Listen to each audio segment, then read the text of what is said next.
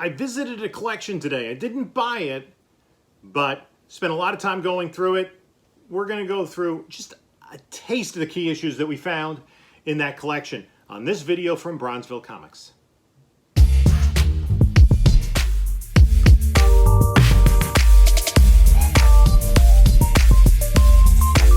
Hey comic book community, this is Jim from Bronzeville Comics, and we have another video today.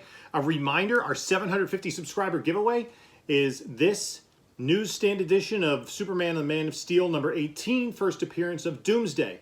From October 15th to whenever we reach 750 subscribers, the one video that has the fewest comments, the day we have the drawing, a randomly selected comment from that video will win this book. But in order to be eligible, you have to subscribe to the channel. So please subscribe, like this video, and leave a comment.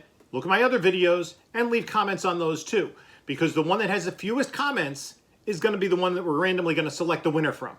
So I was out this morning, off to see a collection. Guys, we're on a little trip today. We're going to visit a huge comic book collection at a storage facility. Now, I know about this comic collection, and I've known about it for many years. And we're gonna see what's there. I know for a fact that there are plenty of high-grade keys in this collection that really haven't been touched in a long time. So let's see what's there. So we got there. The collection was in storage. Now, this is an owner that I've known my entire life. So it wasn't like he wasn't quite ready to sell, but just wanted to kind of get an idea what he had, because he's switched over to really reading the comics more digitally, but still picking up new comics. And like me, it's been nearly 50 years since we started collecting comics. We did a lot of collecting together, going to the same local store as kids, going to comic book conventions together, trading comic books, borrowing each other's comic books. Some of those from back in the day are not in 9.8, but kind of we were going over an idea of what's in there, what the collection's worth. Well, we got to storage. Let's take a look at what it looked like. So this is a collection, a storage facility of nothing but comic books. Holy moly. Yep, there's a lot of comic books here. So yeah, I approximated there are probably around 20,000 books in this collection. Almost everything was in this storage facility, and he hasn't really visited it much lately. Reads the comics, hasn't missed a month in 50 years of collecting. Growing up, I was more the DC guy. He was more the Marvel guy. As I said, we went to conventions together, and we looked through just a few of the long boxes there. And as we were going through, I was pulling out some of the key issues that I spotted. He hasn't really kept up on the market, so we were talking about the idea of grading comic books, getting comic books clean to press, what the market is right now, and what some comics are worth. So I pulled out a few comics, and he was kind of surprised at what their value is. Now, I wasn't looking to buy the collection. He wasn't looking to sell. So I said, let me take some of these key books, let me price these out for you, give you an idea of what you have, what you might want to get graded. Now, this is kind of part of a bigger discussion about how to sell a collection, right? So he's not in a rush to sell. It's not like he needs to make the mortgage payment and needs to sell his comics for that. So, or he's moving and just needs to get rid of this. But these comics have been sitting in storage for a while. So we were having a discussion and just kind of bringing up to date on some of the things that I've learned really over the last 6 months of being more involved in the hobby. So let's take a look at what he had. So there was a run of West Coast Avengers. So we had number 1. Is that the limited series? That's the limited series. And then I'm pretty sure things were not really in order. The whole series was there, including this. This is a newsstand copy. There was also a direct edition of the first White Vision. Okay. All the books surrounding it that have value. Mortis, Master Pandemonium. Kind of surprised at the value of some of this Good Girl art that we found. Vision and Scarlet Witch. I only saw the first 3 issues of the first limited series. Those were there. But issue number 12 of the second limited series, which is the first appearance of Billy and Tommy, that was in there. this is just an indication. Silver Sable #1, basically any major Marvel book from the 80s is in this collection. And as we got a little bit later into the 80s, like for instance, this is a pretty high grade book. You know, some of this stuff from a little bit early in the 80s and certainly from the 70s had been read through. So that wasn't in great shape. Kitty Pryde Wolverine, the whole series was there. First Punisher, the first mini-series. This Sensational She-Hulk, I'm pretty sure the whole run is there somewhere, but if you know the market, some of these issues for the Good Girl art is worth quite a bit. Lobo #1, I had talked about this on, I think it was my DC, what year is this? This is 1990, DC 1990 video. That has some value, Lobo's first full series. I didn't find 72, but it's there somewhere, I'm sure, the Weapon X. Star Trek, I'm not sure if this DC one, but it's a #1. So this is just kind of issues that I found intriguing. This we previewed last week on the DC 72, Brian Boland cover of Wonder Woman. This is interesting because in the back of this is actually a bag that I use because I used to use these stickers and write the title on the sticker. But it's Suicide Squad #1. It's not DC Challenge #5. It's Suicide Squad #1. Then there were a bunch of Bronze books. The Bronze books need some work. So he had an Eternals run. I didn't see #1, and Eternals really hasn't jumped up in value this week, like I was kind of hoping it would. But pulled out some of the key issues. These definitely need to be cleaned and pressed, and we talked about that. And just kind of giving him his options. And since this is a person that I'm really close to, and again, I've known all my life, I said I'm going to be completely transparent. I just want to kind of borrow some of these books. Black Panther #1. Jack Kirby run from the 70s. That was a nice book. Some Red Sonja, this is Marvel Feature #1, and then #1 of her own book. Defenders #18. The first Wrecking Crew does have a crease in the corner, so that's, you know, not a high grade. Peter Parker #1, or Spectacular Spider-Man. Inhumans #1. This is a really nice copy. It has these little reinforcements for loose leaf paper to hold it on in the back. I think he had the full run of the Inhumans 70s series. Rom #31. Again, this is not a high grade copy, but it is the second appearance of Rogue. Had a whole bunch of Submariners. That was one of the books that he got when we were collecting at shows in the late 70s, early 80s. This is the first appearance of Namorita, #50. Then we move more into the modern books. This Deadpool #1, Spider-Woman.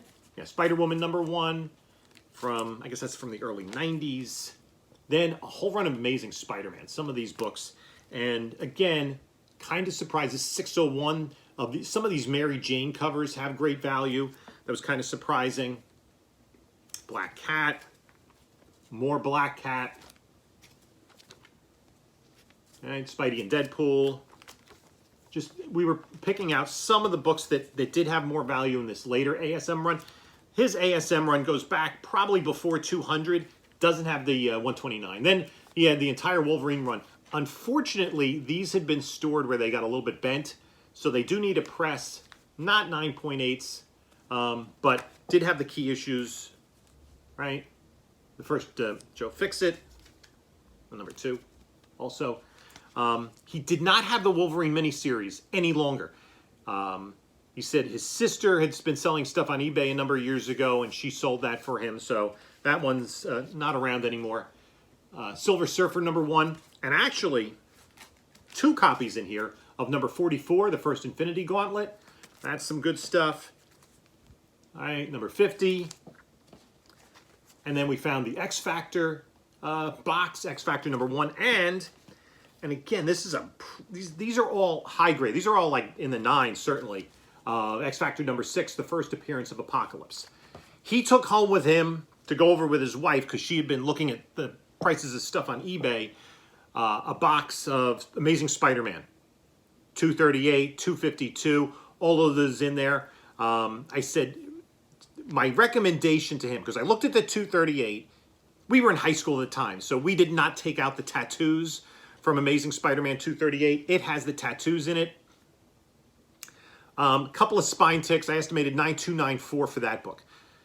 But what I did say is my recommendation, because it's a time issue, is to take the time, pick out the biggest books and get them graded. And I said, we can continue this conversation. Maybe I'm hopeful it's set up at a show in the spring with some of the stuff that I have to organize here and some of the stuff from the collection I recently picked up. So I said, you know, I could take some of the books there. We can work something out. But again, this is somebody that, you know, I'm going to be fully transparent with him the entire time. And we're going to try to figure out what the best way to downsize his collection. I said, so in terms of selling your collection, and this is probably a larger video that we can have, is number one, what do you want to keep? What are the things? If you're going to take away, you know, maybe 3 or 4 short boxes, stuff you can keep in your house, what's most important? What do you want to keep? Then, how do you monetize the big books? Right? If you have the time, it's probably worth getting them graded. You're going to get the most bang for your buck. Somebody's going to look online and say, oh, a Spider-Man 238, that just sold for $3,500, but that's in a 9.8 CGC. The raw copy is not going to sell for that much. So you have to be aware of that. If it's time sensitive, yes. Maybe you want to move it as a raw copy on eBay or consign it with someone. There are a lot of avenues to do that. The other thing, so then the other aspect is, what do you do with everything else? Because like my collection, this has a whole lot of books from the 90s that are worth a whole lot of nothing. There are great books in here. There are wonderful books that keys, and there are new keys every day. There's a Disney Plus thing next week, and there are going to be more keys. But for every key, there is a run of stuff that doesn't move out of dollar bins. So what do we do with those books? So kind of a multi-tiered approach. This is an ongoing conversation that we're going to have. It was great fun. We hadn't connected in a few years to get back together. We had lunch afterwards. It was a good time. It was a great time to get to see all these books. And I kind of knew what was in there because we collected together as kids. And you can see there were piles of newer books, and it isn't really organized. And again, it's one of those things, is the average person who has a large collection, a lifetime collection, it is a lot to organize it.